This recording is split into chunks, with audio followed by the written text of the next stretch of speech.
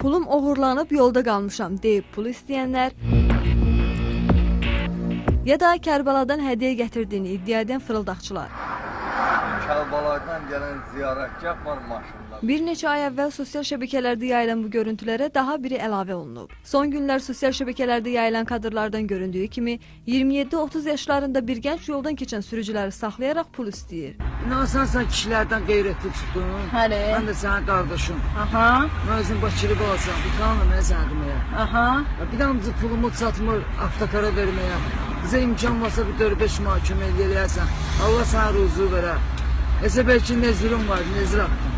Ancaq başındakı xanım bu hadisə ilə ikinci dəfə rastlaşdığı üçün həmin şəxsin fırıldaqçı olduğunu anlayır. Mən Buyur.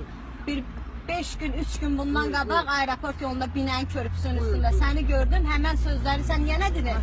Mən sənə 15 manat köməklik Ola elədim. bilməz bacı.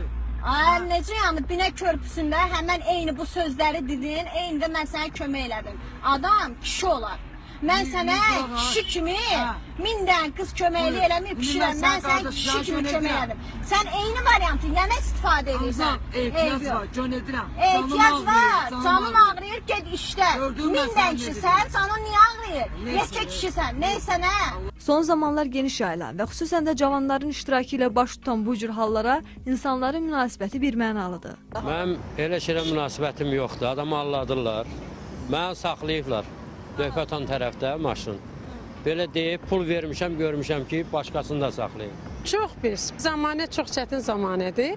Fırıldaqlar da başalıb gedir. Kimisə doğrudan da maşında xəstəsi olsa, doğrudan da yolda qalıbsa, məsəl üçün pulu yoxsa benzin almağa, yanacaq almağa, əlbəttə ki, insanlarda ona qarşı necə demək, inam olmayacaq. Cavan adamdır, maşında var, gitsin, halal qazansın, çörəndi yesin də.